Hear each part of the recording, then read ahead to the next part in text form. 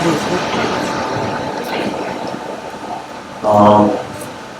सबका बहुत बहुत नमस्कार, धन्यवाद। आप लोग आए और पीछे जो बैठे हैं अगर चाहे तो मैं खड़ा हो सकता हूँ ताकि आप मैं भी आगे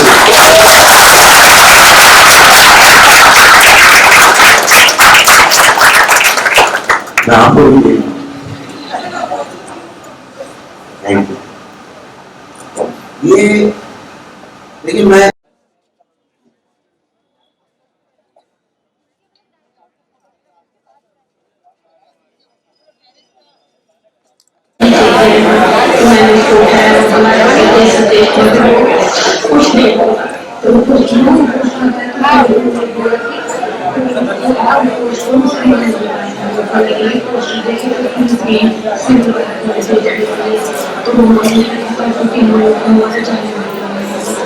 another commitment.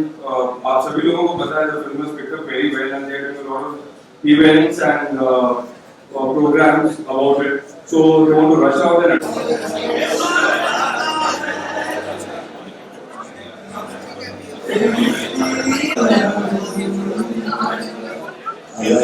फिल्ममेकर को और जिनके भी हैं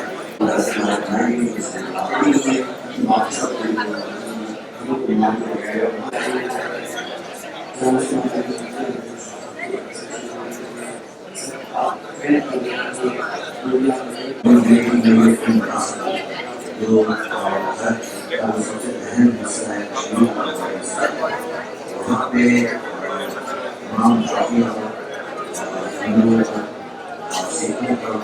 बहुत ही सिंपल मिडिल क्लास छोटे शहर था, उसको अंग्रेजी नहीं आती, ऐसे परिवार से आया, एक टीचर का बेटा हूँ।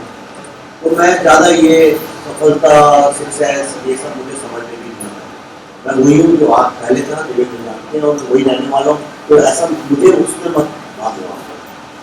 लेकिन ये सक्सेस किसकी है मैं बताता हूँ, सक्सेस किसकी है। आज मैं फ्लाइट में जब चल रहा था तो जब हम लोग आ रहे थे तो जो सिक्योरिटी वाला बाहर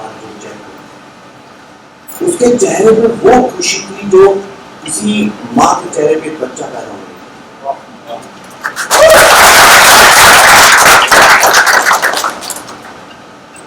आगे चल के जो बग्गी चलाते हैं वहाँ एयरपोर्ट पे वो लोग जो स्टारबक्स पे सामान बेचते हैं, इलीट लोग जो थे टाई सूट वाले, वो देखते थे पहचानते थे, कुछ नहीं बोलते।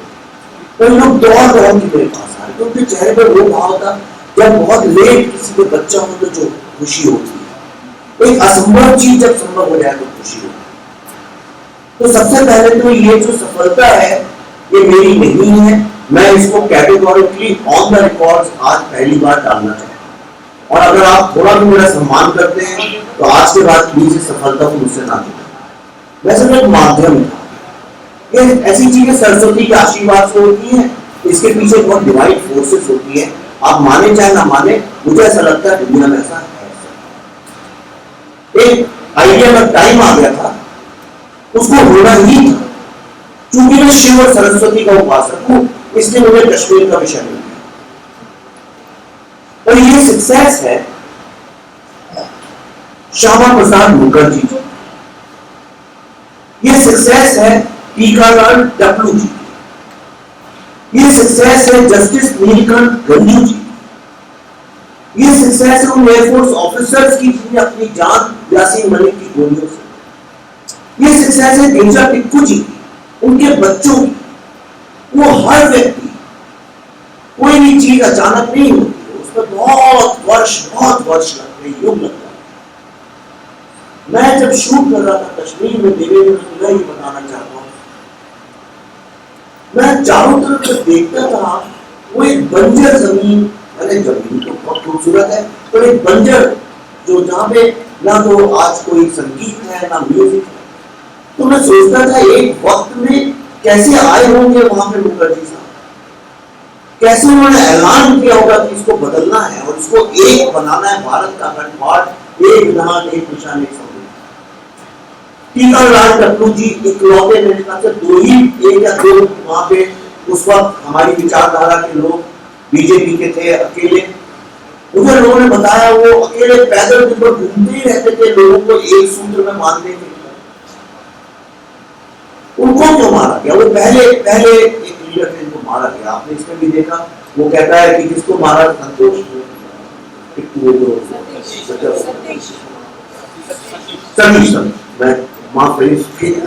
सतीश कुमार टिक्कू। और वो इंटरव्यू में कहता क्यों मारा, कहता हिंदू था, कहता हिंदू होना क्या कोई गुनाह है, कहता नहीं आरएसएस का था, कहता आरएसएस का होना गुनाह है, कहता हाँ हिंदू होना भी गुनाह है, आरएसएस का होना भी गुनाह है, कांग्रेस का होना गुनाह नहीं, नेशनल कॉन्फ्रेंस का होना गुनाह नहीं, अर्बन नेशनल होना गुनाह नहीं। दुर्गा को मैंने जादवपुर यूनिवर्सिटी में अपनी आंखों से देखा है लिखा हुआ, क्या लिखा था दुर्गा मां दुर्गा के बारे में बता दूंगा, वो गुनाह नहीं। लेकिन एक कश्मीर में ऐसी बीज डाल दिया गया कि हिंदू होना गुनाह है, और उससे लड़ते लड़ते जो भी फिगर है, चाहे वो 4 लाख है, चाहे 5 लाख है, लाखों में ना फंस गया। लेकिन सारे के सारे हिंदू आज वहां है ही नहीं। उनका जो संघर्ष है उसकी जीत। उन्होंने कभी अपने बच्चों को ना तो पत्थर उठाने दिए, ना बदला लेना दिया।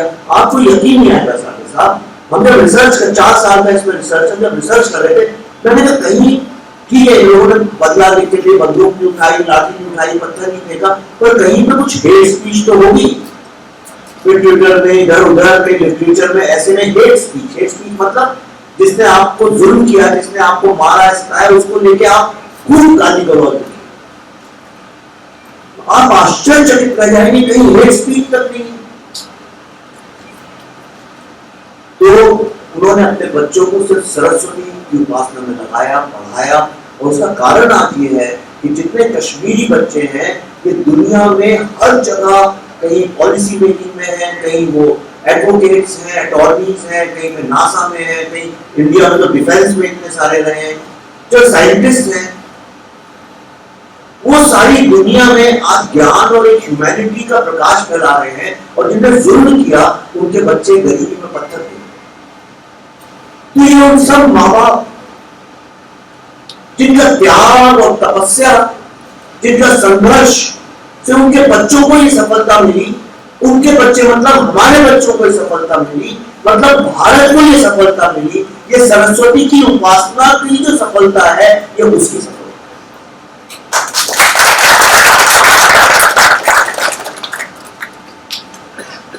आज जैसे एक जमीन रेगिस्तान की बंजर हो जाती है, कोई उसमें पानी ही नहीं पड़े अगर तो और क्रैक्स आते जाते हैं, ऐसे ही हमारे जो मूल हमारी कॉन्शियसनेस है उसके साथ हो गया।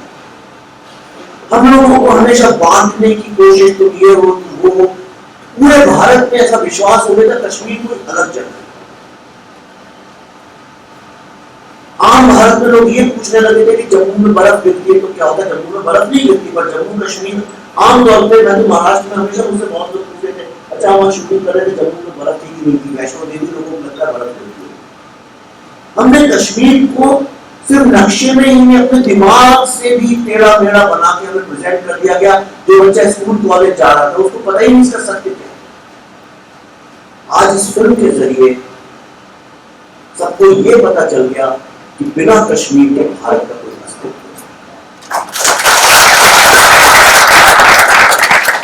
नहीं। उस बात की सफलता है। आज भारत का जो जितना ज्ञान है, जो नॉलेज है, हमारी जो मूल वैल्यूज, वो मूलतः आप देखिए कश्मीर से ही वो ज्ञान की उन्नति है। और इसीलिए कश्मीर को सेंटर ऑफ नॉलेज बोला गया हमेशा। और ये भारतीयों ने नहीं, विश्व में चाइनीज लोगों ने लिखा है, उन्हें भी नॉलेज सेंटर बोला है। रोमन एम्पायर ने इसको नॉलेज सेंटर बोला था। ईरान इलाक में तो ये फेमस ही था कि वो नॉलेज सेंटर है। और ग्रीक लोगों ने भी बोला। सारा विश्व मानता था कि कश्मीर जो है वो भारत का एक नॉलेज सेंटर है, क्योंकि जितने ज्ञानी लोग हैं वहां जाके वहां पे अध्ययन करते थे, तपस्या करते थे, इसलिए शंकराचार्य की तपस्या करते थे। ये शिव और सरस्वती की जमीन। तो जो लोग कहते हैं कि कश्मीर डिस्प्यूटेड लैंड है, तो आप अगर आज सुप्रीम कोर्ट में जाए, हाई कोर्ट में जाए, आपके घर पे कोई कब्जा करके बैठ गया हो, तो सबसे पहला सवाल कोर्ट यही पूछेगा ना, भाई ओरिजिनल टाइटल किसका है। बात तो वहां से शुरू होगी। हमको जहां दिया गया था कि 1947 में क्या हुआ था। 1947 एक सिविलाइजेशनल नेशन जो है उसका भी बहुत छोटा सा एक साल है। भारत का निर्माण 1947 को नहीं हुआ। तो ये तो कोई भी एक 5 साल का बच्चा भी बता सकता है कि ये शिव और सरस्वती की जमीन है, या अभिनव गुप्ता की जमीन है, या उपनिषद लिखे गए वहां की जमीन है, या पतंजलि ने योग सूत्र लिखे वहां की जमीन है, ये जो नाट्यशास्त्र भरत ने लिखा उसकी जमीन है, या पंचतंत्र लिखे गए उसकी जमीन है। तो इसमें कोई डिस्प्यूट नहीं है। इस फिल्म को देखने के बाद जो भी देखता है उसको कोई यह बहका नहीं सकता उस युवा को कि इसका ओरिजिनल टाइटल किसका है। ये उस हर युवा की चीज, ये उसकी सक्सेस, ये हम सबकी सक्सेस। इसलिए सक्सेस को बांट के एक आदमी पे केंद्रित कर देना, ये बॉलीवुड के फिल्म स्टार्स के साथ तो जायज है, मेरे साथ कृपया यह अन्याय ना करें। समझता है तो ये मेरे भाव। थोड़ा सा पीछे जाते हैं, 2019 ताशकंद फाइल्स, 2022 कश्मीर फाइल्स, दो फिल्मों के बीच में जो जर्नी था, वहीं पे पॉइंट आया होगा जब आपने कहा होगा कि yes this is the story I want to tell, और ये मेरा इंस्पिरेशन है। ये थोड़ा सा हमें जाना है। ये 2019 में हमने 2018 में चालू कर दिया था। ताशकंद फाइल्स के रिलीज होने के काफी पहले ही शुरू हो गया था काम। और ये जब मुझे डॉक्टर स्वयं कौन है अमेरिका में, कश्मीरी पंडित हैं, वो मुझे अचानक, जब एक डिवाइन फोर्सेस काम करती है तो वो अचानक मिल गए। उन्होंने मुझसे एक सवाल कहा कि भाई आप हमारे ऊपर एक डॉक्यूमेंट्री क्यों नहीं बनाते? तो मैंने कहा डॉक्यूमेंट्री ज्यादा लोग देखते नहीं है, और दूसरा क्या प्रॉब्लम है, कश्मीर पर फिल्म बनाना मतलब अपनी जान को सीधा गाँव में लगा देना है। तो ये कैसे करूंगी, यानी आप बताइए। तो उन्होंने बोला था वीरेंद्र जी आप भी ऐसा बोलेंगे तो फिर मतलब हमारे लिए कोई आशा नहीं है, there is no hope for us. और उसके बाद जब मैं अमेरिका से वापस आ रहा था फ्लाइट में, तो मेरे दिल में ये बात बहुत चुभी। लौट के जब मैं आया, मैंने पल्लवी से ये बात करी, उसके बारे में वो बताएंगी कि इनने कैसे फैसला किया उसका, क्योंकि पल्लवी जी का रोल इसमें जो है, कहते हैं शिव बिना शक्ति के अधूरे हैं, और वो शक्ति क्या है? वो शक्ति है कॉन्शियसनेस। शक्ति वो दुर्गा का रूप नहीं है, ये कॉन्शियसनेस है शिव। तो मैंने पल्लवी से कहा ये बड़ा कांटों भरा रास्ता है, इसमें जान का भी खतरा है, माल का भी खतरा है, और इसमें क्रेडिबिलिटी को ये लोग डिस्क्रेडिट कर ही देंगे आपको, पुरानी चीजें उखाड़ के आपकी क्रेडिबिलिटी को करेंगे। और सबसे बड़ा खतरा इसमें ये है, अगर इसमें हम सफल नहीं हुए, कहीं 19-20 हो जाए गलती से, तो फिर इस विषय पे कोई भी कभी कोई फिल्म अगले 100 साल में बनाएगा नहीं। तो इसका बहुत ही बड़ा क्रेडिट पल्लवी जी को जाता है। और जिन लोगों ने इस यात्रा को देखा है, पिछले 4 साल कई लोग जानते हैं इस बात को, मैं तो इतना सोशल मीडिया में दिखता ही रहता है, पूरे टाइम पल्लवी साथ में रहते, एक सेकंड में पूरा रिसर्च 4 साल पल्लवी ने सारे इंटरव्यूज किए, सारे लोगों के दर्द और पीड़ा को समझा, जिसको मैंने स्क्रिप्ट में उतारा फाइनली। तो ये कॉन्शियसनेस है।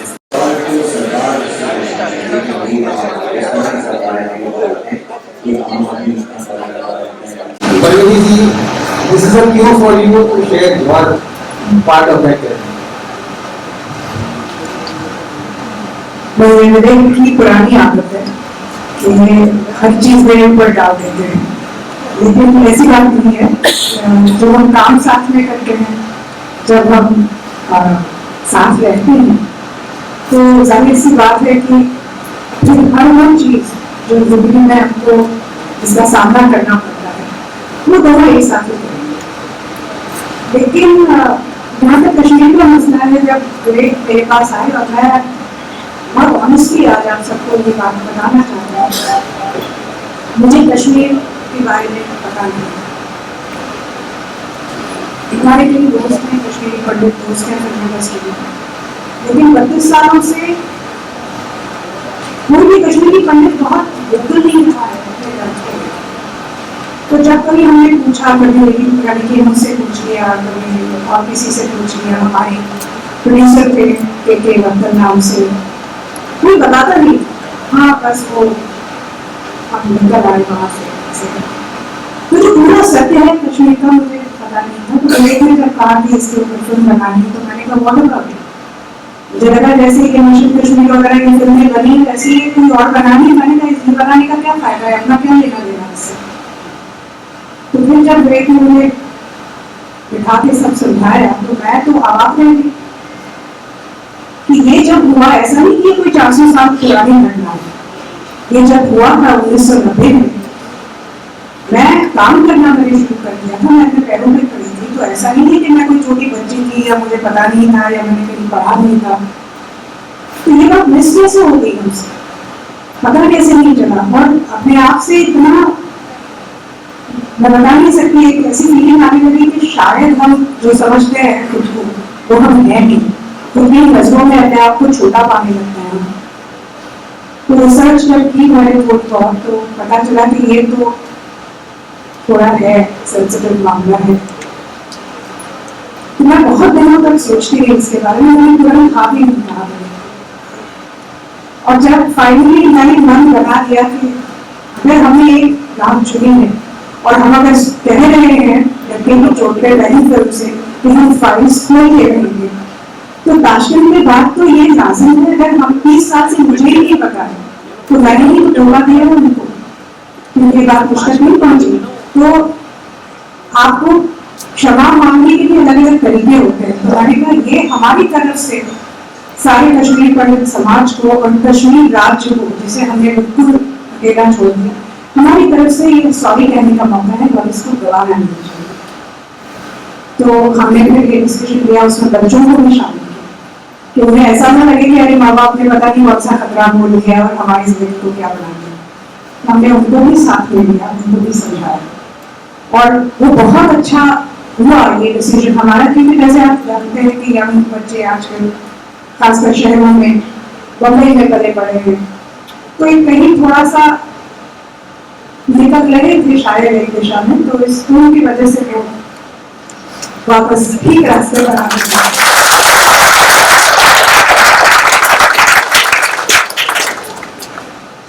आपने आपके इंटरव्यू में साक्षात्कारों में कई मरतबा कहा है कि इसका काफ़ी एक्सटेंसिव रिसर्च हुआ। मतलब 3-4 साल आप जगह जगह घूमे, तो फर्स्ट जनरेशन विक्टिम्स थे या जो विटनेसेस थे इस पूरी जीनोसाइड का, तो उन्होंने आपने इंटरव्यूज दिए और मैंने आपकी कुछ वीडियोज भी देखी हैं जिसमें आपने पेनफुल जर्नी की एक्सपीरियंस, ऐसा एक कोई इंसिडेंट स्टैंड्स आउट।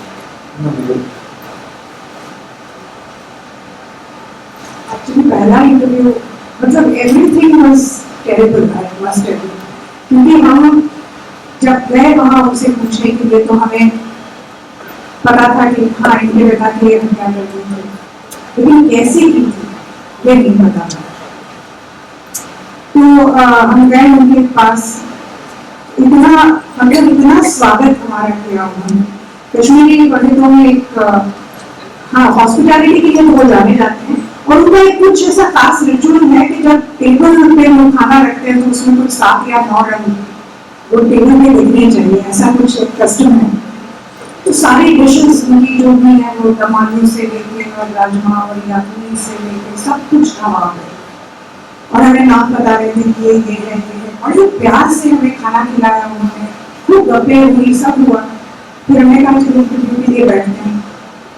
तो मैंने कहा मुझे पता है आपके बेटा की क्या हुई थी, तो हम लोग बचपन से शुरू करें। तो काफ़ी अच्छा रहा बचपन हमारा। हमारे जो नेबर्स थे बहुत प्यार से हम लोग रहते थे। शिवरात्रि पे वो हमारे यहाँ आते थे, हम ईद पे उनके यहाँ जाते थे, वो सब हुआ। तो मैंने कहा वो इंसिडेंट बताइए मुझे।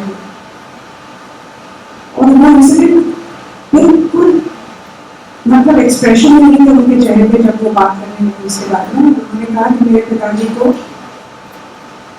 पहले तो गोली मार दी थी और जब वो मर गए तो उनके शरीर में 50 टुकड़े किए गए और एक बोरी में भर के झेलम में रख दिया।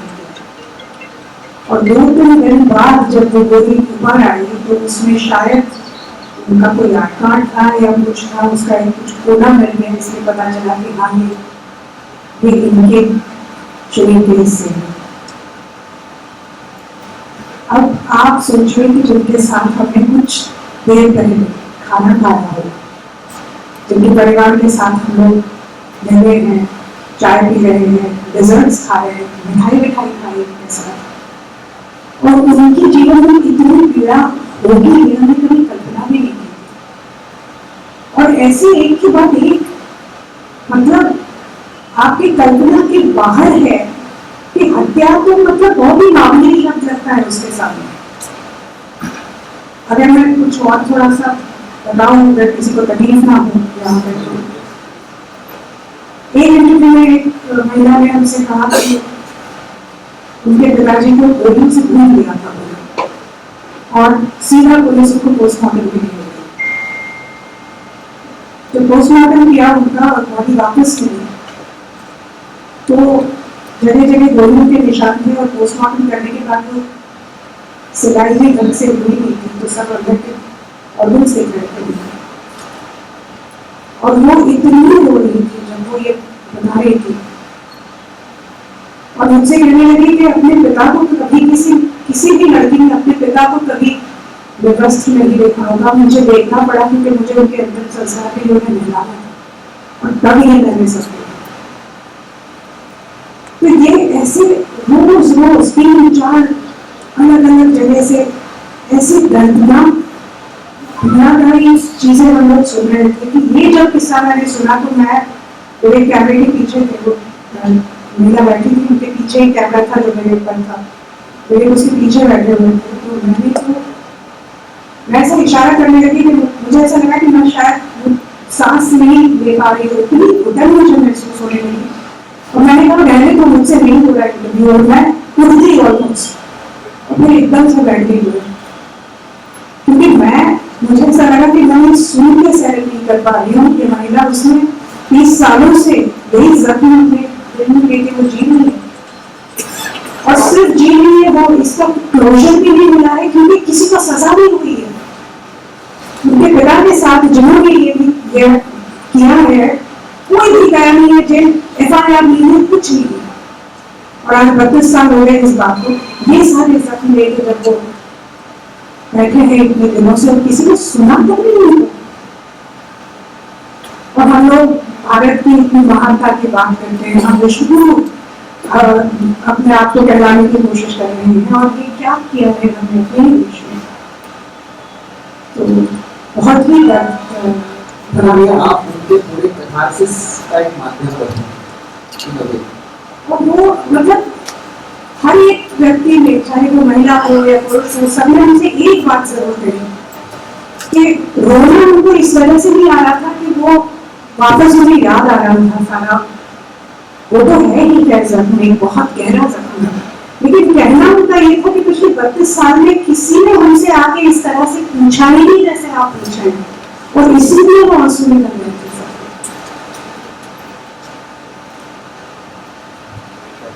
आपने विवेक जी, पल्लवी जी, दोनों आपने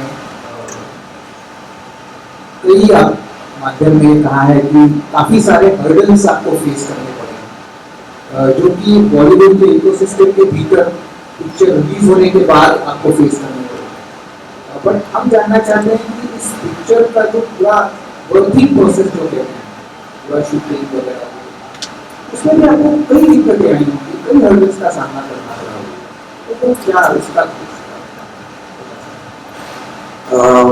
लेकिन फ्रीडम का मतलब ये होता है कि एक कोहेसिव सोसाइटी हो, जहां पे अगर आप कुछ कर रहे हैं तो समर्थन ना हो, लेकिन बिना बात का विरोध भी ना। अब इसको शुरू से अगर देखें तो फिल्म बनाने का तो एक आइडिया, अब उसके लिए आपको इंफॉर्मेशन और रिसर्च चाहिए। जब ज्यूस के ऊपर शिंडलर लिस्ट बनाई गई तो उनको बहुत सारा मटेरियल अवेलेबल था, वो एक जगह जाके उस मटेरियल को इकट्ठा करना और पढ़ना समझना फिल्म बनती है।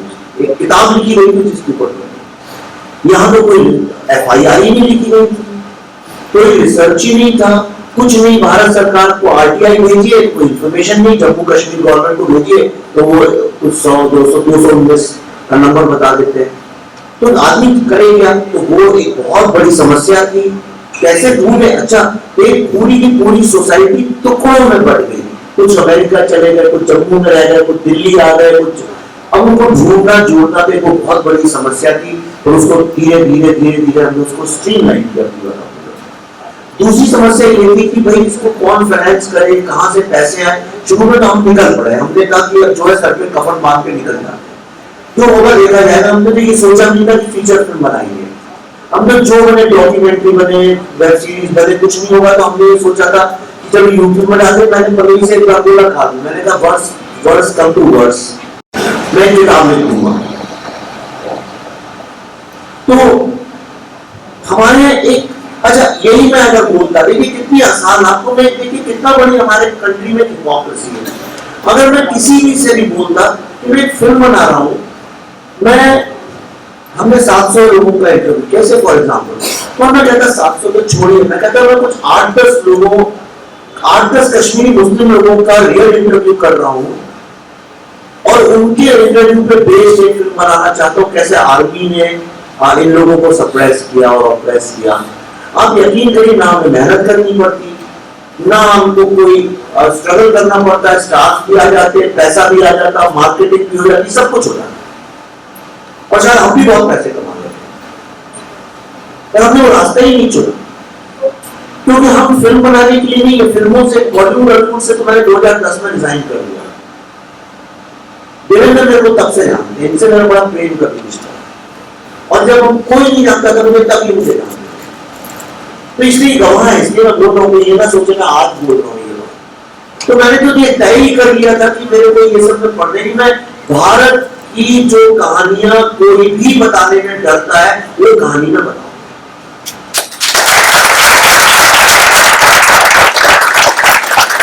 अब पूरा का पूरा वो इकोसिस्टम जिसकी कल प्रधानमंत्री जी बात कर रहे थे, वो पूरा इकोसिस्टम इस बात में लग गया, अरे ये फिल्म क्या खा के बनाएंगे, बनाए तो हम देखते हैं, राइट। उसके बाद फिर सोशल मीडिया का जमाना है, तो पहले आपको पर्सनल होगा, सोशल मीडिया में आपको ओपनली थ्रेट्स आने लगती हैं, गालियां मिलने लगती हैं, नफरत मिलने लगती है, और हमारे देश में वो नॉर्मल ट्रोलिंग नहीं थी, जो एक नॉर्मल ट्रोलिंग तो मैं बड़े अच्छे से हैंडल कर सकता हूँ। तो यहाँ पे जब मैं चिंतित तौर पर जब लोग ये बताने लगे अच्छा कि आप यहाँ हैं, तब मुझे थोड़ी चिंता हुई कि अगर वो ये देख रहा है तो कि मैं यहाँ हूँ या वहां हूँ, तो मेरे बच्चे दीदी इनका भी सोचते होगा, फिर वो मैसेज भी भेजने लगे, अच्छा निकलो तो घर से बाहर, तुम्हारे घर से कोई भी निकले दीदी बच्चे। मैं लोगों को अब तक इन्वॉल्व नहीं किया, बताया अभी तक नहीं बताया मैंने क्या लिखते थे, लेकिन एक मैं पिता भी तो हूँ, मैं एक बेटी का भी तो बाप हूँ, मैं पति भी तो हूँ, मेरी कोई जिम्मेदारी इनके लिए मैंने कफन बांध दिया, इसका मतलब ये थोड़ी मैं अपनी 18-19 साल की बेटी से नहीं एक्सपेक्ट करूंगी वो भी चल पड़े इस रास्ते में। तो वो एक खतरा। दूसरा, कहीं से कोई सहयोग नहीं, कहीं भी किसी चीज से एक्टर्स काम करने को तैयार नहीं, बड़े कैमरामैन कैमरा करने को तैयार नहीं। तो हमने सब अपना इंडिजिनस इकट्ठा किया, हमने उन लोगों को पकड़ा जो कुछ भी नहीं किया। जो कैमरामैन की इतनी तारीफ पूरे विश्व में हो रही है, उसको तो काम ही नहीं था, काम था ही नहीं उसका, वो यंग मराठी लड़का था। हमने कहा चलो कुछ नहीं किया ना, हमारे साथ काम करो। म्यूजिक डायरेक्टर कुछ नहीं, उसके पास कोई पूछता नहीं, कोई काम नहीं देता, हमने कहा हमारे साथ काम करो। आज उसी में उसकी सारी दुनिया तारीफ कर रही है। तो ऐसे लोगों को इसी तरह से किया, अगर पैसे नहीं थे इस फिल्म को कायदे से कोई भी बिना स्टार के भी, अगर कोई भी आदमी जो जरा भी फिल्म बनाना जानता है, वो कहेगा ये इस स्केल की फिल्म 3 घंटे की कम से कम 70 से 80 दिन में शूट होनी चाहिए। हमने 30 दिन में शूट।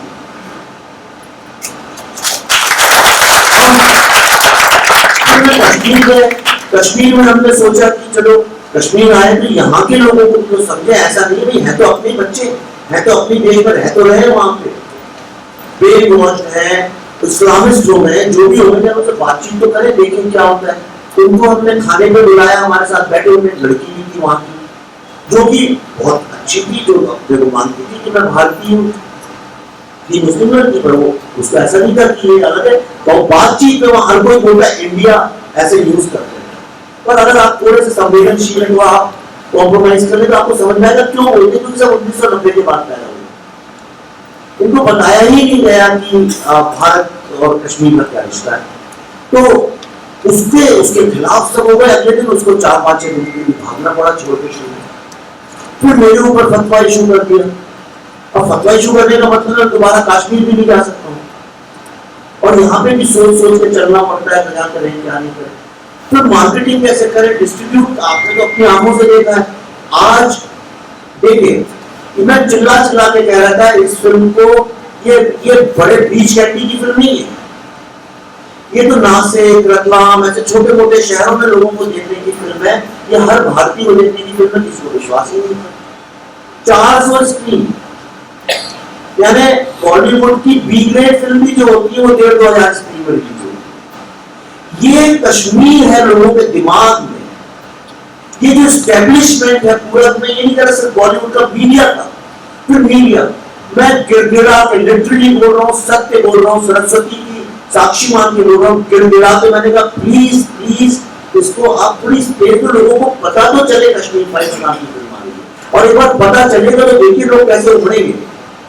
तैयार नहीं, और आप फिल्म सक्सेसफुल होगी तो वही जनाब जो थे कल मेरे जान के पीछे पड़ गए कि आपको इंटरव्यू करने ही पड़ेगा मेरे साथ। मैंने कहा मैं आपके साथ नहीं करूंगा। आप जेपी की हिपोक्रेसी की सीमा तो देखिए। मैंने कहा आपके साथ नहीं करूंगा। उनके यहाँ एक लड़की थी, कश्मीरी पंडित लड़की, मैंने कहा मैं इसके साथ करूं। वो मैं कई दिन से पीछे पड़ी थी, उसके साथ तय हो गया, ये कल ही की बात है, यस्टरडे, कल उसके साथ तय हो गया, वो तैयार होकर आ गई। उसी में हम अनुपम की पल्लवी बैठ गए, वो बैठने आ रही थी, उसको जबरदस्ती वापस बुला लिया गया। और जो महाशय करने को उन्होंने, मैंने जब मैसेज भेजा कि मैं 2-3 दिन पहले मैंने कहा अच्छा भाई तुम, हम जब मांग रहे थे तुम नहीं करे थे, अब तो फिल्म बड़ी चल पड़ी है, आप क्यों नहीं कर लेते? उन्होंने बोला मैं दिल्ली में नहीं हूँ। तो मैंने कहा आप दिल्ली में नहीं है, पर आपका इंडिया, सॉरी आपका ऑफिस नहीं है।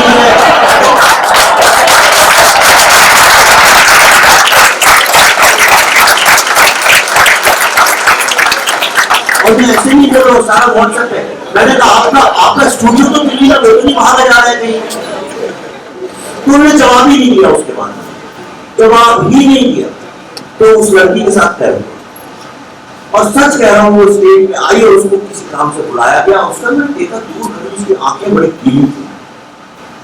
तो मैंने उससे बोला इंटरव्यू चल रहा है, क्या प्रॉब्लम क्या? कहती नहीं मैं नहीं कर रही हूँ, अब वो हमारे सीनियर एडिटर ने।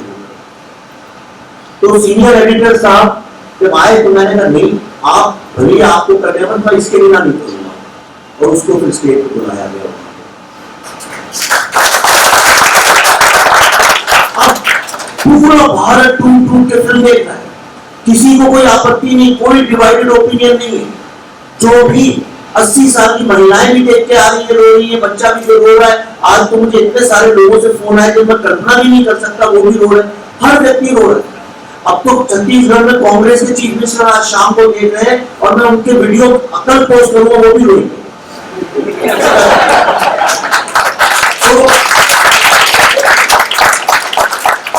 तो रो सब रहे हैं जो सिनेमा के अंदर फिल्म देख रहे हैं और समझ रहे हैं कि हमने शिव और सरस्वती की भूमि के साथ क्या कर दिया, वो फिल्म देख के रो रहे हैं। और जो फिल्म नहीं देख रहे हैं वो बाहर बैठ के रो रहे हैं। वो इस बात पे रो रहे हैं कि लोग फिल्म क्यों नहीं।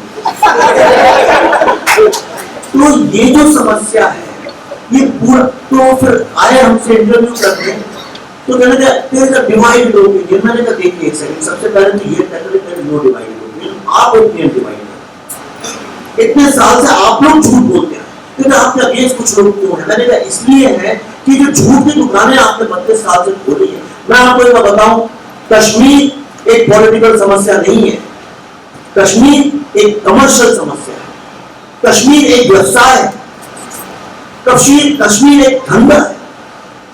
ये टेररिज्म का धंधा है, ये इंटेलेक्चुअल टेररिज्म का धंधा है, ये अर्बन नेशनलिज्म का धंधा है, ये इंटरनेशनल धंधा है। जैसे पैलेस्टाइन उसी तरह, और इस फिल्म ने उस धंधे को पूरी तरह से बंद करना तय कर लिया है, इसलिए ये लोग इसी का ये भी धागा पकड़ लिया। आपने कश्मीर को 370 अनुच्छेद के पहले भी देखा है, 370 अनुच्छेद जाने के बाद भी देखा है, तो आपने वहाँ पे एक्सप्लोरेशन किया, तो क्या फर्क महसूस होता है? और इसका आगे चल के ये पूरे डायग्राम में क्या इसकी का योगदान है? देखिए, जब किसी को पैरालिसिस हो जाता है तो दो बातें होती है। मैं डॉक्टरों ने मुझे बताया, अगर आप में इच्छा शक्ति है, अगर आपकी स्पिरिट है कि मैं फिर से चलूं, तो आप धीरे धीरे धीरे, रिकवरी बहुत स्लो होती है पर अल्टीमेटली लोग चलने लगते। और अगर इच्छा शक्ति नहीं हो तो आप वेजिटेबल बने पैरालिसिस में पड़े रहते हैं, कोमा। चलिए मान लीजिए कश्मीर का जो भी हुआ, पर 60-70 साल से कोई इच्छा शक्ति ही नहीं थी उसके लिए कुछ करने की, तो वो एक पैरालाइज वेजिटेबल की तरह पड़ा था। भारत के लोग भी भूल गए थे। हमें तो ये भी नहीं समझ में आता था कि अफगानी जुबान अलग है और कश्मीरी अलग है। हम तो हर किसी को जो ऊपर का मानने लगे थे कि कश्मीरी। तो अब 370 हटाने के बाद एक बात तो तय है, आज होम मिनिस्टर जी से मिलकर पल्लवी से मुझे बड़ा अच्छा लगा। उन्होंने जो बातें बताई कि किस तरह से कश्मीर का एक मैप विजन, वो लंबा रास्ता है, लेकिन इच्छा शक्ति इतनी प्रबल है कि मैं आपको गारंटी करता हूं कि कश्मीर उठ के चलेगा और भारत से ज्यादा।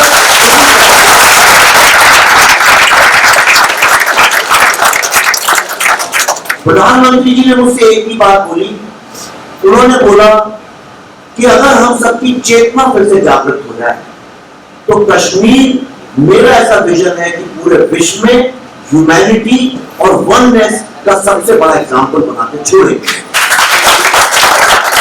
रास्ता कठिन है, रास्ता लंबा है, लेकिन मैं कश्मीर में, हम जब गए कई बार, तो आपको एक बात बता दूं, जो 1990 के बाद का युवा जो बिल्कुल ये मान के चलता था कश्मीर भारत का हिस्सा नहीं है, वो भी जब हमसे इस बार बात कर रहा था तो उसकी चिंता ये नहीं थी कि कश्मीर भारत का हिस्सा है कि नहीं, उसकी चिंता ये थी कि अब 370 हट गया है तो ऐसा तो नहीं कि जॉब जो हमें कम मिल जाए और बिहारियों को ज्यादा मिल जाए। तो चलिए ये चिंता तो महाराष्ट्र में भी रहती है, तो कम से इस तरह से तो हम जुड़े, चिंताओं में तो जुड़े। पल्लवी जी, आपने इस फिल्म को प्रमोट करने के लिए क्या कुछ नहीं किया? आप दौड़ के यूएस में आपने इस मूवी को दिखाया, सीनेटर्स मतलब लिबरल्स हो, डेमोक्रेट्स हो, सबने देखा, एथनिक ग्रुप्स ने देखा, आपने बताया भी है। कैपिटल हिल में कांग्रेसनल इन्विटेशन पर आपको बुलाया गया, there is nothing, it's the epitome of any movie, तो उसके बारे में थोड़ा सा।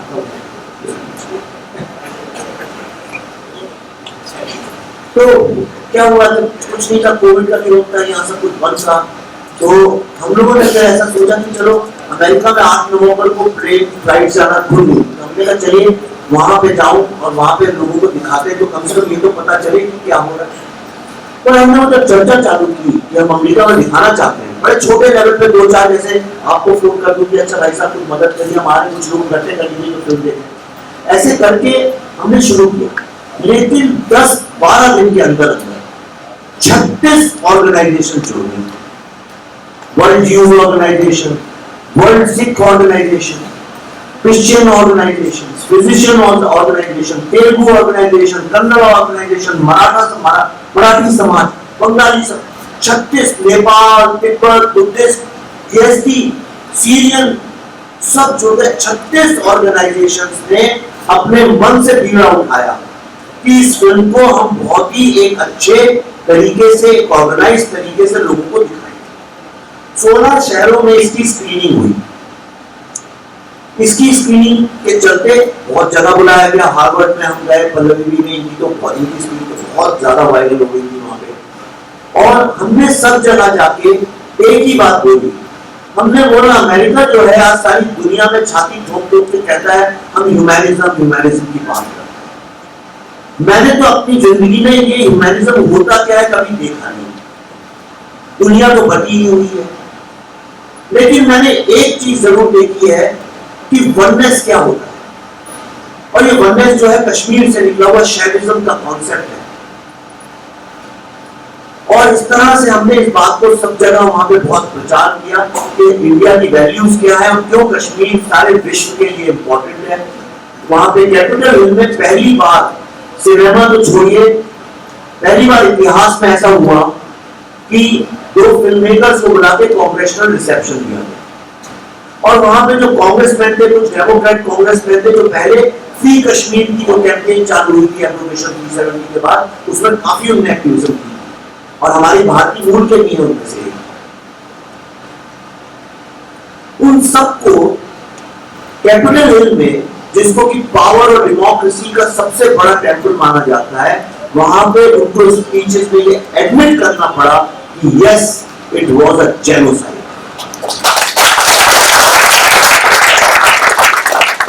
आज ये सबसे ज्यादा रिव्यूड फिल्म है और सबसे ज्यादा इसके रिव्यूज जो पाकिस्तान से आए, शायद आपको पता।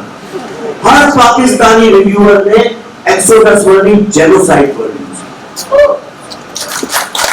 आज जितना भी मीडिया जो गाली भी देता है मीडिया, वो भी जेनोसाइड लिख रहा है एक्सोडस में। तो ये एक उसका बड़ी ताकत थी। दूसरा, जब मैं पिछली बार गए थे हम लोग 2019 में, तो वहां मैंने देखा टाइम स्क्वायर वर्ल्ड की सबसे प्रेस्टीजियस, सबसे महंगी और सबसे ज्यादा प्रतिष्ठित एक साइट है। वहां अगर आपका ऐड लग गया मतलब आप दुनिया में तो आप टॉप पे आपके लिए। तो मैं जब गया रात को, मैंने वहां देखा कि वहां पे फ्री कश्मीर की होर्डिंग लगी और उसको लगाने में पाकिस्तानी ही लोग थे मोस्टली, और जो पीओके के लोग थे, तो उसमें बहुत तादाद में हमारे हमारे हिंदू, भारतीय हिंदू लोगों के बच्चों ने भी काम किया था, उन्हें भी चंदा दिया था पैसे करके, और वो भी वहां पे झंडे पकड़ पकड़ के चलते फ्री कश्मीर। जिनके माँ बाप सुबह शाम पूजा करते उनके बच्चे ही। और उस दिन मेरे दिमाग में आया कि मुझे बाद में पढ़ने ने बताया कि अमेरिका में आज तक किसी ने कश्मीर का पूरा नक्शा नहीं देखा, वहां आधा दिखा। ये फिल्म देखने के बाद अमेरिका में लोगों ने, जैसे आप मेरी बात सुन रहे हैं, लोगों ने अपनी स्वेच्छा से $20, $100, $1000 जिसकी जितना सामर्थ्य इकट्ठे कर करके इस साल 26 जनवरी को कश्मीर फाइल्स के साथ कश्मीर का पूरा नक्शा लगाया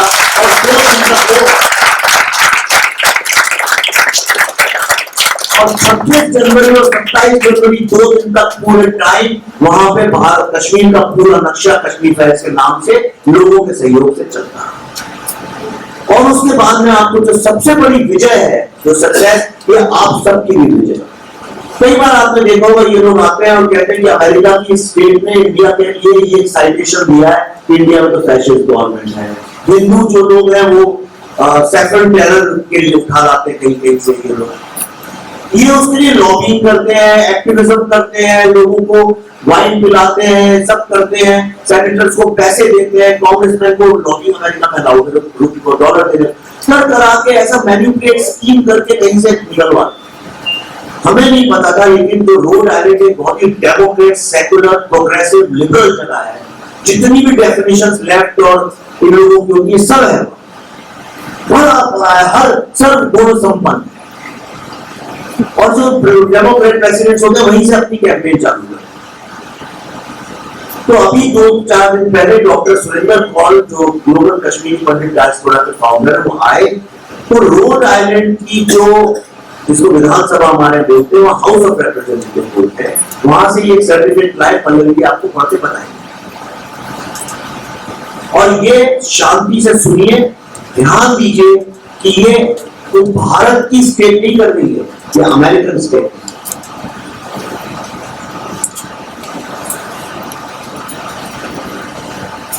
तो ये मुझे पढ़ने में बहुत मजा आता है, मैं इसलिए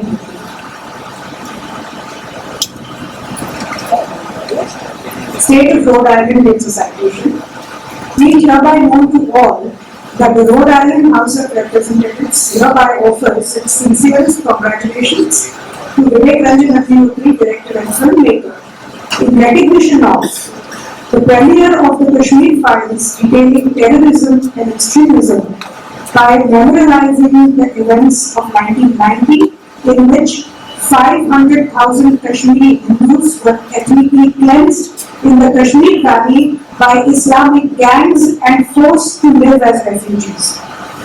And this is signed by the Speaker of the House, Joseph Shekhar Ji, Christopher Blaise Gillespie, majority leader और ब्लैक फिलिपीन माइनॉरिटी लीडर, मतलब डेमोक्रेट लीडर और रिपब्लिकन लीडर और स्पीकर, तीनों में ये सब। इसकी खास बात ये है कि ये एक ऑफिशियल डॉक्यूमेंट है, पहली बार इसमें कश्मीरी हिंदू वर्ड लिखा गया है और पहली बार इसमें इस्लामिक गैंग्स वर्ड लिखा है। जो काम हमारी स्टेट गवर्नमेंट, पत्रकार, इंटेलेक्चुअल बोलने में भी करते हैं, तो उसको एक फिल्म देखने के बाद एक स्टेट में एक्सेप्ट। ये बड़ी छोटी विक्ट्री होगी, लेकिन मेरे लिए इतनी बड़ी विक्ट्री का इससे रास्ता तो खुला लोगों के सामने सत्य को। विवेक जी, आपने कई बार कहा है कि Hollywood is a soft power for western thought, भले वो यूएस हो या कोई दूसरा देश हो।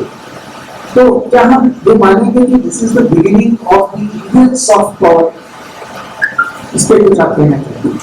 ऑफ कोर्स, देखिए सिनेमा जब 1945 में 1940 और 45 के बीच में जब वर्ल्ड वॉर चल रहा था, तो 1942 में अमेरिकन गवर्नमेंट ने CIA को ये काम दिया कि आप किस तरह से हॉलीवुड को एक सॉफ्ट पावर की तरह यूज कर सकते हैं, और बिलियंस ऑफ डॉलर्स उन्होंने खर्च किए।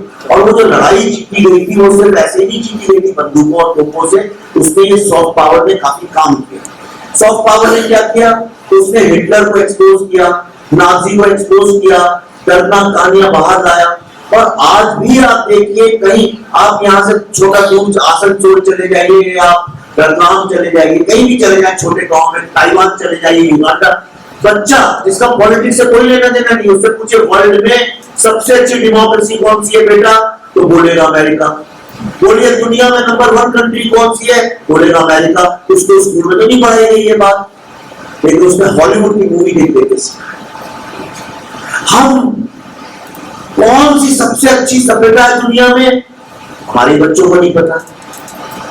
सबसे प्राचीन सिविलाइजेशन कौन सा है, आप में भी बहुत, आपके बच्चे होंगे शायद, उनको भी ये बात ना पता हो, आपको लड़ना पड़ता है। हमने अपनी ग्रेटनेस की कहानी दुनिया में नहीं फैलाई है, हमने अपनी कमजोरी की कहानी दुनिया भर में फैलाई। कास्ट सिस्टम के कितने नुकसान है हम ये बताते हैं, पर कास्ट सिस्टम के फायदे भी कितने हमने कभी नहीं बताए। हमने कभी एक परिपक्व आर्गुमेंट दुनिया के सामने नहीं लाया। कश्मीर पे इसके पहले 8-10 फिल्में बन चुकी है, और बहुत बड़ी बड़ी, मतलब जिनमें आमिर खान, मणिरत्नम साहब, यश चोपड़ा प्रोडक्शंस, विनोद चोपड़ा प्रोडक्शंस, बड़े बड़े एक्टरों ने जिनमें काम किया है, ऋतिक रोशन। पर आप रोजा देखिए, बहुत बहुत इज्जत करता हूं मणिरत्नम साहब की, बहुत ग्रेटेस्ट फिल्म है, पर जब रोजा देखिए, फिजा देखिए, फना देखिए, मिशन कश्मीर देखिए, हैदर देखिए, ये सारी की सारी फिल्मों में क्या चीज कॉमन है? 2 चीजें कॉमन। ये सारी की सारी 1990 के ही पीरियड में सेट है, सारी फिल्में। कोई 1980 की नहीं है, कोई 90 के दशक, मतलब जो टेररिज्म का जो दशक था 85 से 95 मान लीजिए आप, और 10 साल के दशक में सारी सेट है। हैदर भी उसी पीरियड में सेट है। ये सारी फिल्में टेररिज्म को जस्टिफाई करती। क्यों टेररिस्ट कैसे बन गया बेचारा? उसमें कुछ जुल्म हुए, वो टेररिस्ट बन गया। दलितों पे भी तो जुल्म होते, वो तो टेररिस्ट नहीं बनते। औरतों पे भी जुल्म होते, वो टेररिस्ट नहीं बनते। जुल्म से आदमी टेररिस्ट नहीं बनता, आदमी टेररिस्ट ब्रेन वॉशिंग से बनता है। तो ये सब, और दूसरा, यहां इसमें कहीं भी हिंदू जेनोसाइड का जिक्र नहीं।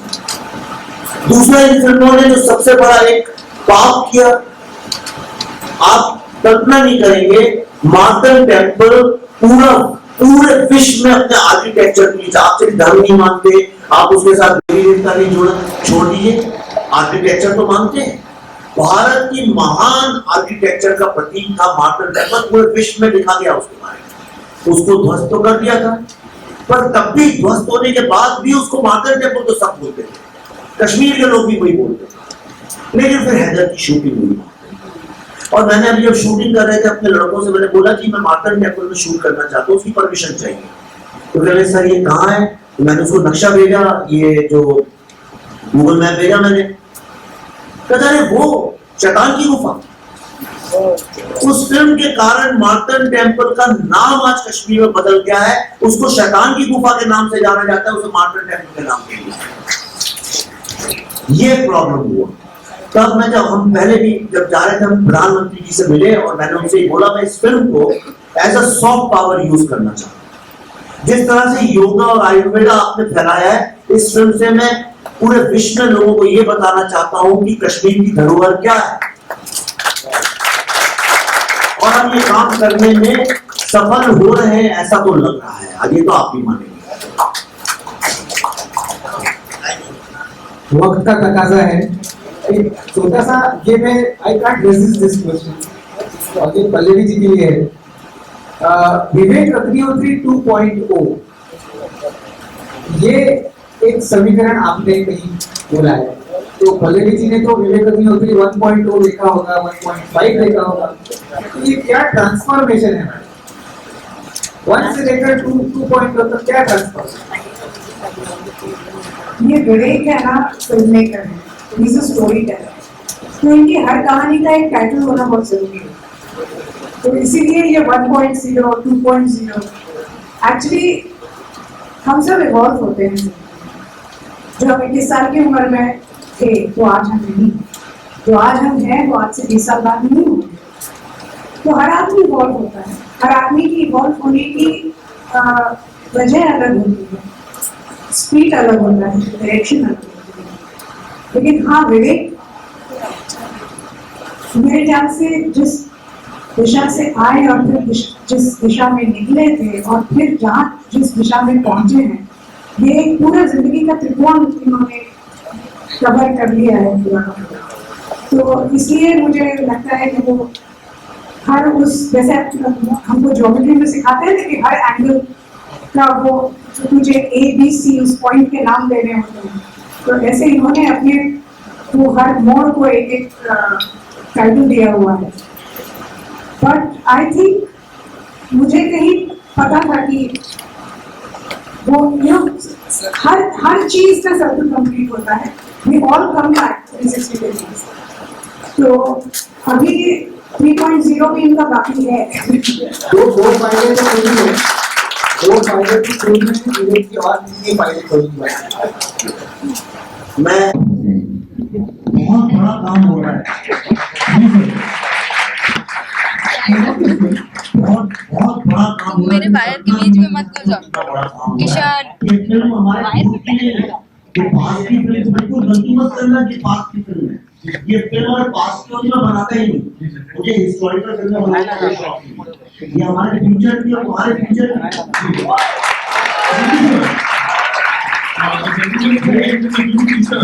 ये तुमको ढाई इस तरह की बातें करके 120 करोड़ लोग भारत में रहते हैं।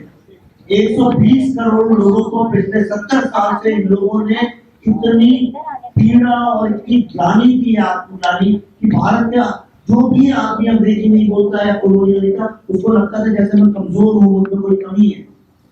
वरना मैं भारत के नए स्वावलंबी व्यक्ति बनो, कोई ऐसा बोल रहा है और 70 साल से तुमने हमें गालियां दिया, थोड़ी तुम भी खा लो।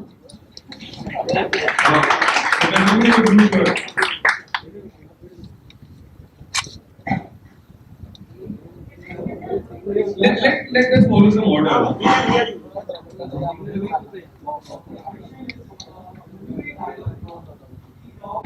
जिस टाइम करूंगी उस टाइम देना। देखिए क्या है कि धारणा से बना के कम्युनिस्ट लोगों ने इतना बड़ा झूठ हमसे बोला है और सबको ये लगता है वो करते हैं, वो है एस्टेब्लिशमेंट, वो चलाते हैं चीजों को। सरकारें तो आती है जाती है, सरकारों के आने जाने से नैरेटिव तो बदलते ही नहीं है। तो इसलिए वो डायलॉग इसीलिए है कि भाई एस्टेब्लिशमेंट तो वही रहता है, उस एस्टेब्लिशमेंट को तोड़ो।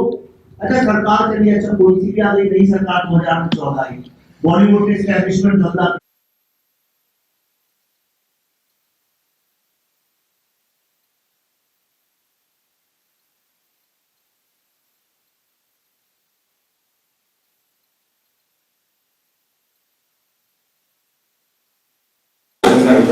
तुम्हें बहुत कम स्ट्रगल करनी पड़ेगी। अगर ये फिल्म अच्छा चलती है तो वो सारी भाषा बॉक्स ऑफिस की समझते हैं। तो अगर ये फिल्म अच्छी चलती है तो तुम एक काम करो, अपने दोस्तों को जो कश्मीरी नहीं उनको ये फिल्म दिखाओ। जब तक हर एक भारतीय इस फिल्म को ना देख ले चैन से बैठो नहीं, और उसके बाद तुम जिस दिन चाहोगे 50-100 विवेक और खड़े हो, पर उसके लिए हर भारतीय को फिल्म दिखाना जरूरी है। We'll come to two ladies. And we are taking all the rickshaw walas and we are taking and booking the full halls for rickshaw walas जो नहीं afford कर सकते, हम उसको sponsor कर रहे हैं। तो like like इस मूवी को जो जेंटलमैन यहाँ पता नहीं गायब हो गए अपने नंबर के साथ, तो I know कि this is the truth and I want to ask you, what can we do as a common Indian इसको ऑस्कर तक पहुंचाने के लिए?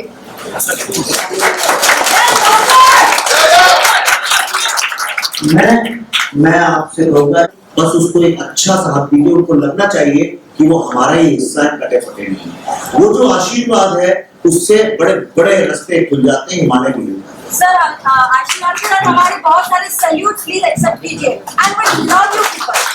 We'll go for the last question. Perhaps I think इस पूरे एडवाइस देंगे कि मैं देख रही हूँ मेरे साथ पढ़ने वाले काफी लोग एंटी नेशनलिस्ट जैसे कमेंट्स पास करते हैं, काफी लोग ब्रेन वॉश हो रहे हैं। So as a youth, how can I try to urge people not to fall prey to such propaganda that's being followed in various educational institutions? तो देखो एमबीबी की रेटिंग मिल गई, उन्होंने वहां जाके उसको गिरवा दिया। विकिपीडिया में फिल्म जो है उसके बारे में लिखा था, अब जाके उन लोगों ने अटैक करके लिख दिया कि इस्लामोफोबिक है, जबकि जिसने देखी है वो जानता है नहीं है, जिसने नहीं देखी है वो ये बातें कर सकता है। तो आप कुछ मत करिए, हम दूसरे की बुराई नहीं करेंगे, हम अपनी ग्रेटनेस की बात करेंगे। किसी और के भाई बहन माँ परिवार के साथ क्या चल रहा है उसमें हस्तक्षेप नहीं करेंगे। हम अपनी माँ, अपने भाई, अपने पिताजी, अपनी बहन, उनकी तारीफ दुनिया में करेंगे। तो हम आपको अपनी फिल्म की बात करिए, फिल्म का विश्लेषण करिए, उस पर टीका करिए, टिप्पणी करिए, पर सोशल मीडिया को भर दीजिए अपनी बात से। जब कोई एक लकीर है तो उसी के बराबर की लकीर नहीं, उससे बड़ी लकीर खींच दीजिए, उसके सामने हम अपने आप छोटी हो जाएगी। हर राधिका बहन से सकते हैं।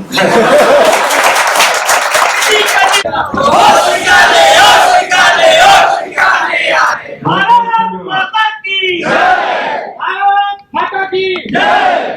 माता की जय, भारत माता की जय। तो कश्मीर हमारा है, जो कश्मीर हमारा है वो हमारा है।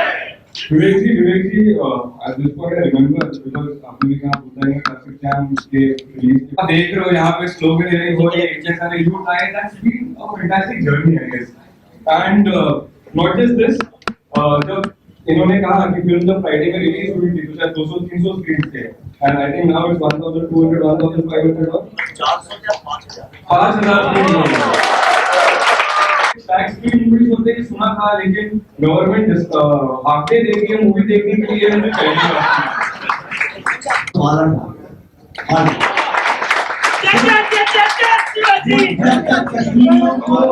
जब कश्मीरी हिंदुओं को कहीं पे भी जगह नहीं मिली, बाला साहब ने बिना कुछ पूछे तुरंत आधी रात को उन्होंने उनके लिए सारे टेक्निकल कॉलेजेस में कोटा फिक्स करवाया। यही कारण है कि आज सारे वो हमारे कश्मीरी भाई बहन वो सब बहुत बड़े उस जमीन पे उस स्टेट में अगर टैक्स फ्री हो तो बाला साहब की एक तरह से देखा जाए उनकी गरिमा को आहत पहुंचाने का सारे कश्मीरी हिंदुओं ने मुझसे अपील की है, तो मैं उनकी अपील आप तक पहुंचा दे रहा हूँ। आपके भाई बहनों ने अपील की, आगे आपको क्या करना आप देखिए। मैं चाहता हूँ आप सब लोग बहुत विनम्रता के साथ, बहुत ही आदर और विनम्रता के साथ महाराष्ट्र सरकार से अपील करें, श्री उद्धव ठाकरे जी से हाथ जोड़ के विनम्र निवेदन करें, सोशल मीडिया में चाहे तो चिट्ठी लिखें, चाहे तो उनके पास रिप्रेजेंटेशन करें, उनसे कहिए बाला साहब की आत्मा को बहुत शांति मिलेगी अगर आप इसको टैक्स फ्री करेंगे, और आपको भी कश्मीरी हिंदुओं नहीं बल्कि पूरे भारत के हिंदुओं का बहुत आशीर्वाद मिलेगा। ऐसा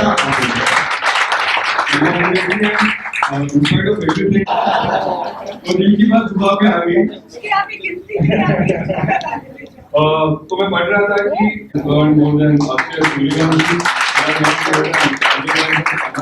It has powered Golden Jubilee as well. It has been the biggest blockbuster that Hindi cinema has seen in the last 3 years, and we hope it is going to be the biggest blockbuster Indian cinema has ever seen.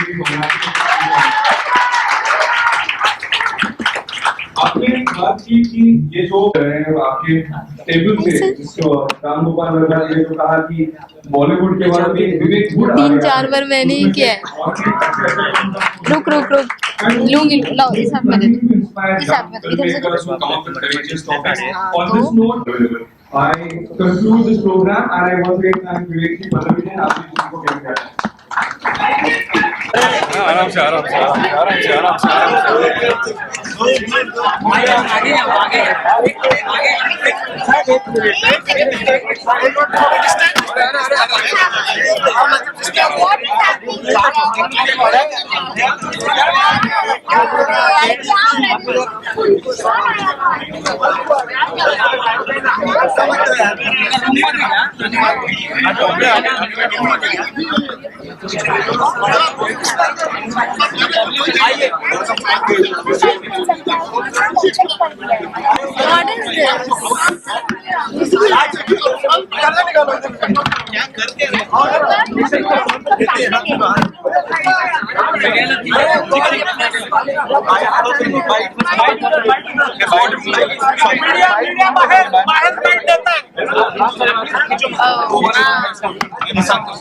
Madam जरा please आप चलिए madam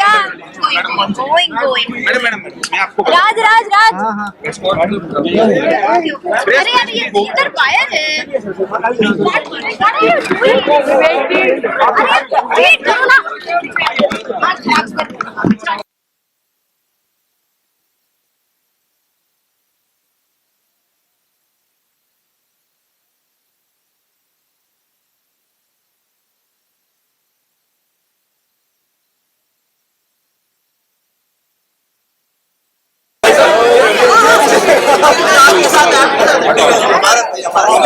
एक बार ले लो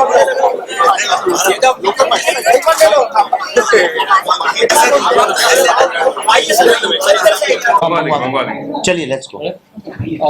पहिले खूप खूप स्वागत आहे आणि एकतर हा सिनेमा सर्वत्र सगळे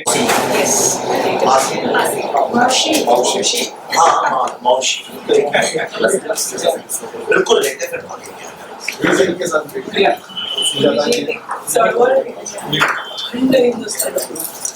अरे नहीं बिल्कुल नहीं करेगा मैं झुकता नहीं सामने। अब हम देखिए आपको एक मजे की बात बताते हैं। प्रधानमंत्री जी का जब गए थे हमारे प्रोड्यूसर भी गए तो वो गए और जाते नहीं जब पहुंच होने लगे तो मोदी जी ने क्या बोला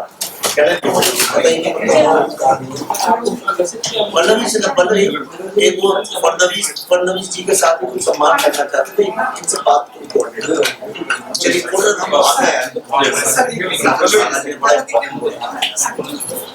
अरे वाह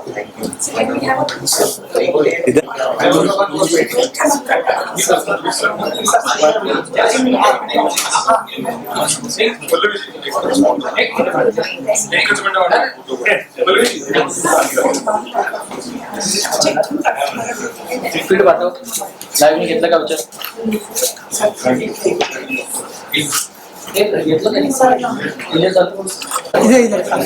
नजदीक आएंगे चलिए हम निकले हमको जाना है सच्ची में जाना है एक फोटो देवदत्त जी आइए यहाँ नहीं ले पाएंगे चले चले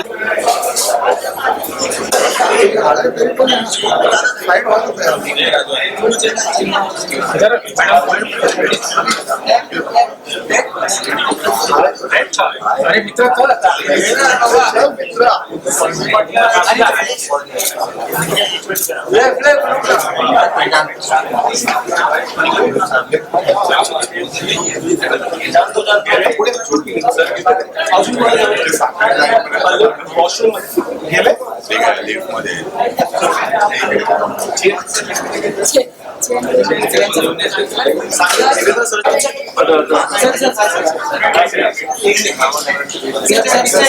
sir thank you so much thank you आप सबका बहुत बहुत थैंक यू सर एक सेल्फी प्लीज